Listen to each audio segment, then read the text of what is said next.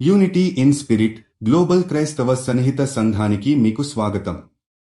మీరు ప్రార్థన అభ్యర్థనలు పంపాలనుకుంటే లేదా క్రైస్తవ జీవ భాగస్వామిని వెతుకుతున్నట్లయితే mark108.comను విజిట్ చేయండి. ఇప్పుడు మనం ప్రార్థనలోకి వెళ్తాము.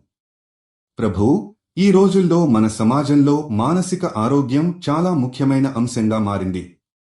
అనేక మంది వ్యక్తులు మానసిక ఒత్తిడితో, ఆందోళనతో మరియు విచలితమై ఉన్నారు. మేము మీ దయను కోరుకుంటూ వారి హృదయాలను శాంతితో నింపాలని ప్రార్థిస్తున్నాము. వారు అనుభవిస్తున్న బాధలు, భయాలు మరియు సందేహాలను మీరు తొలగించి వారికి ధైర్యం మరియు ఆశను ఇవ్వాలని కోరుకుంటున్నాము. ప్రభూ, మీరు వారి మనసుకు శాంతిని ఇవ్వాలని, మనస్సులోని విచలనను ముక్తి ఇవ్వాలని ప్రార్థిస్తున్నాము.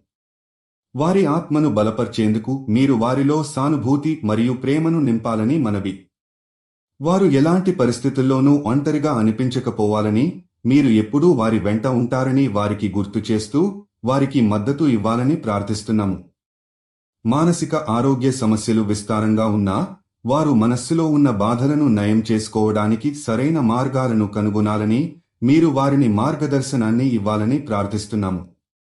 మీరు వారి మనస్సులో శాంతిని, శక్తిని మరియు ధైర్యాన్ని రక్షించడంలో సహాయం చేస్తారని ఆశిస్తూ వారి జీవితం మెరుగుపడటానికి దైవదయ చేకూర్చాలని ప్రార్థిస్తున్నాము.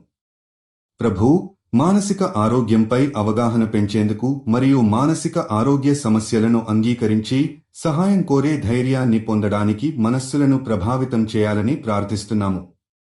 మీరు వారిని ప్రేమతో నింపి వారి ఆత్మను పునరుద్ధరించండి. యేసుక్రీస్తు నామంలో మనం ప్రార్థిస్తున్నాము. ఆమేన్. యూనిటీ ఇన్ స్పిరిట్తో కలిసి ప్రార్థించినందుకు ధన్యవాదాలు.